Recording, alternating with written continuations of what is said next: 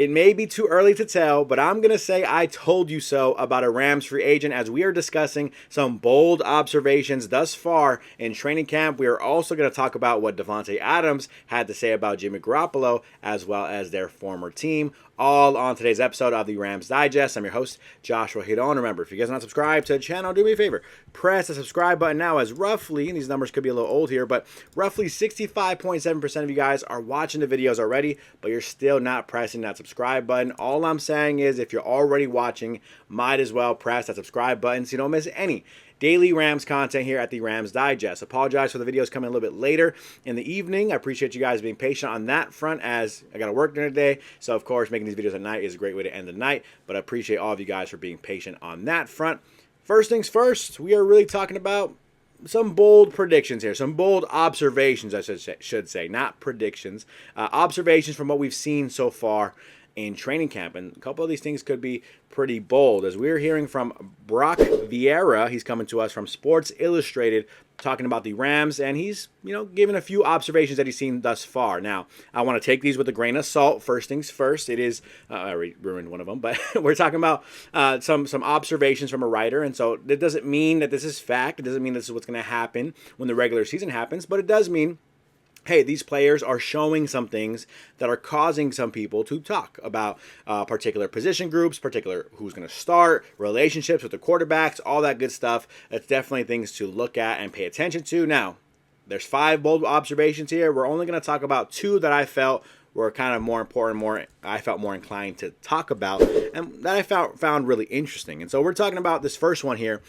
Davante Adams is the clear receiver 1, and it's not even close. Now, when we're talking about Davante Adams, one of the things we have to remember is that when the Rams signed Davante Adams, at first there was a slight question of, hold on, who is the receiver 1? Did they just sign a new receiver 1? Who is the true number 1 receiver? And it's a very interesting conversation. It was an interesting conversation for a couple of days. People kind of said, you know what? Puka Nacua, he's kind of more in his prime. He's a young player. He's probably a top 5 receiver in the NFL, if not top 5, top 10 at least. And so Davante Adams may be a little bit past that in terms of his prime. And so therefore, Puka's receiver 1, obviously. Davante Adams is receiver 2, obviously. Well, apparently, to someone who's paying attention to what's going on at training camp, Davante Adams is the clear number 1 receiver. Now, I want to have a little asterisk on this. He's catching passes from Jimmy Garoppolo, his former quarterback with the Las Vegas Raiders, which we're going to talk about that in a couple of seconds. But this is former quarterback. They've started games together with one another. They have a relationship already. Of course, Puka does have a little bit of a relationship with Jimmy Garoppolo, who backed up Stafford last season. But at the same time, right, the starting quarterback with a starting receiver versus a backup quarterback with a starting receiver, it's a little bit of a difference in terms of that relationship. So, of course, Jimmy Garoppolo is going to look for Davante Adams and look for him pretty heavy and make it look like, oh, well, that's the favorite. That's the number 1 receiver now. When in reality, Matthew Stafford is not even throwing the football yet. He has way more of a relationship with Puka Nacua than he does with Davante Adams. So I want to kind of put that on there, but taking this with a grain of salt, this is good news. Even if it is a true position, who's number 1, we don't really know. We see Puka Nacua shows Davante Adams that respect of, this guy's a legend, this guy's a beast, I'm going to learn from him. He's going to lead all the position group drills. He's the leader. Puka showing that respect is positive, saying that even if this is a debate, even if this is a conversation, even if Stafford comes in and starts throwing the football way more to Davante Adams than he does to Puka Nacua, well, they're going to be having a friendly competition. They're not going to beef over who's the receiver 1, as far as we know at this point in time, right? If the numbers are very different, who knows? But overall, we're not expecting or anticipating that. I think everyone here involved is looking at this in a positive. Might have 2 number 1 receivers. I look at it in that sense rather than who's number 1, who's number 2, right? So here's a little breakdown from Brock Vieira. He says, it's not close. Adams has been the most targeted pass catcher by far compared to his counterparts. And on those opportunities, he's hauled in the ball more times than not. Adams, barring injury, will be a 1,000-yard receiver once again this season, and if he continues to play in the way he currently is, he's on track for a career season. So again, not really acknowledging the fact that is Jimmy Garoppolo throwing the pass right now, and we're not really seeing it with the Matthew Stafford connection, so we'll have to wait and see on that. But if this is how it's looking so far, again, a good positive problem for the Rams to have. They may have 2 number 1 receivers on their hand. Moving into the next bold observation, I told you so. How many times do I got to say this? I told you also. Now, I understand that sometimes you guys look at our our thumbnails and titles here, and you guys don't really love them all the time. I understand where you're coming from, but I do want to say and emphasize, when we're talking about certain players, and I say this player may be a sneaky good signing, and I'm telling you in the video, this is how I feel, I mean what I say. And when we signed Nate Landman, I told everybody here on the Rams Digest, I said, this may be a sneaky good signing. And if you guys go back to that video, look at all the comments. Everyone saying, this is a back-end piece. This is ridiculous. You're overreacting. Nate Landman is the best free agent signing for the Rams. Now, again, I'm not taking this as fact, but I am taking this as this player, who is someone I've talked about over and over and over again these last couple weeks, is a good player, was a sneaky good pickup for the Rams. Someone that no one in the NFL media was going to sit and discuss. Nate Landman signing from Atlanta to the Rams. Who cares about that? Well, guess what?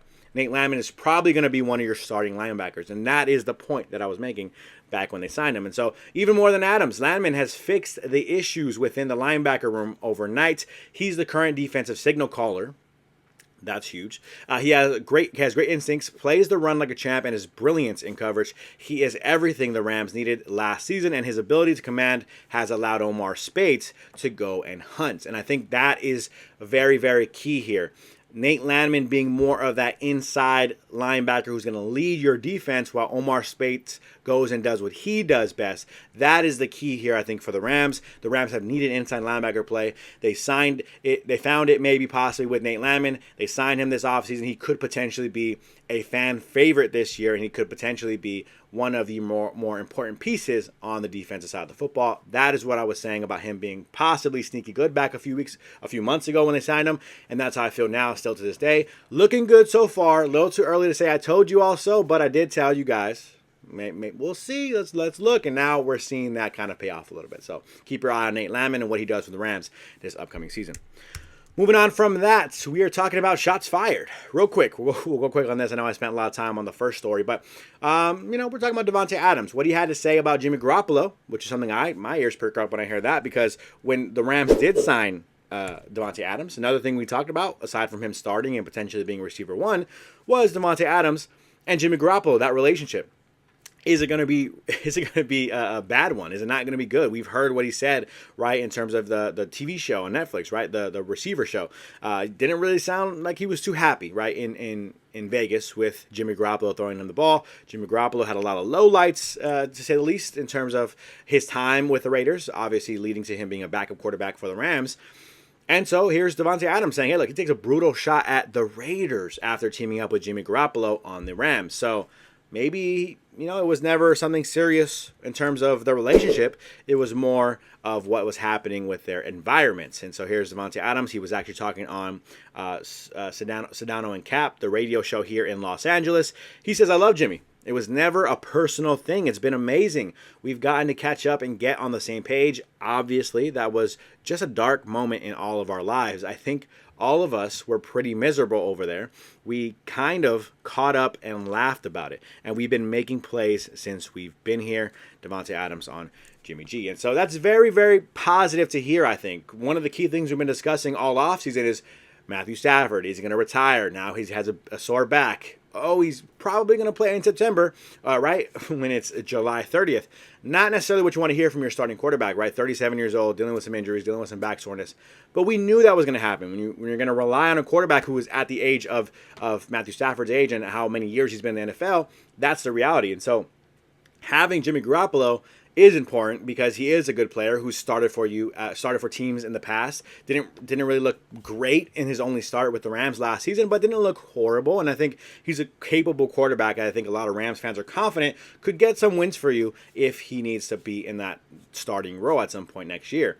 So him and Davante having that relationship in the past, having started with one another on a previous team just a couple of years ago, and now laughing about their past experiences with the Raiders, and now kind of pushing through that, powering through that, and building a relationship here. Again, enough to a point where, like Brock Vieira said, clearly number one receiver this year, number one targeted receiver in training camp thus far, is because of that relationship that Jimmy G and Davante Adams have already built, like we talked about. So that is an important piece here. I think the depth of this team is definitely there. If a guy like Stafford does go down for a game or two, I think you could trust that Jimmy G will at least be able to manage the games pretty well in comparison to other backup quarterbacks in the league.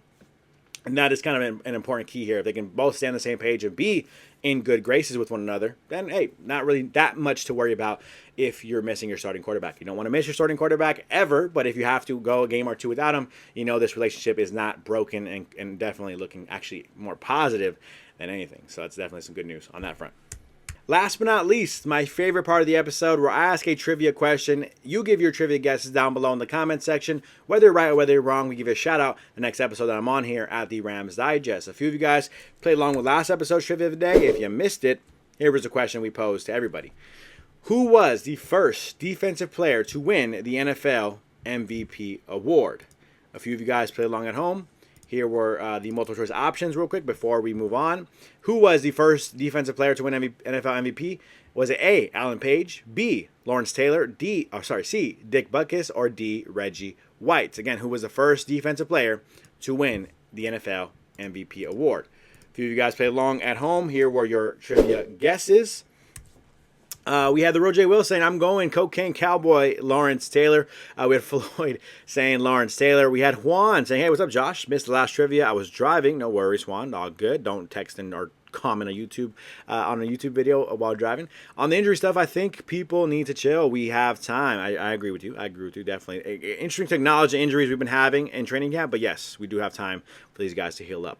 On the trivia, I'm going Reggie White. Oh, and on KW, I think, Kyren Williams. I think this will be his last year. Yeah, might be. We'll see what happens with that, Juan. Appreciate you for the trivia guess. You guessed, again, Reggie White. Thomas says Reggie White. The Fundersons says Reggie White. And MM's Jr. says, hey, Josh, did you know Brett Favre and Steve Young both completed their first pass to themselves? Very, very intriguing trivia from you, MM Jr. I don't know if I knew that. I knew that about Brett Favre. I don't know if I knew that about Steve Young as well.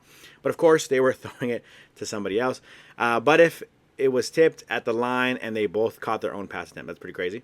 My guess is Lawrence Taylor. Appreciate you, MM's Jr. If you guys want a shout out just like these folks, by the way, you could just do it by you can get a shout out simply by playing with trivia of the day on today's episode. The correct answer for the trivia of the day for who was the first defensive player to win the NFL MVP award, the correct answer was actually A, Alan Page, 1971, Minnesota Vikings. He was the first ever defensive player to win the NFL MVP award. So nobody got it correct. Appreciate all of you guys for playing along with the trivia of the day and being honest, not Googling it. Appreciate all of you guys every single time.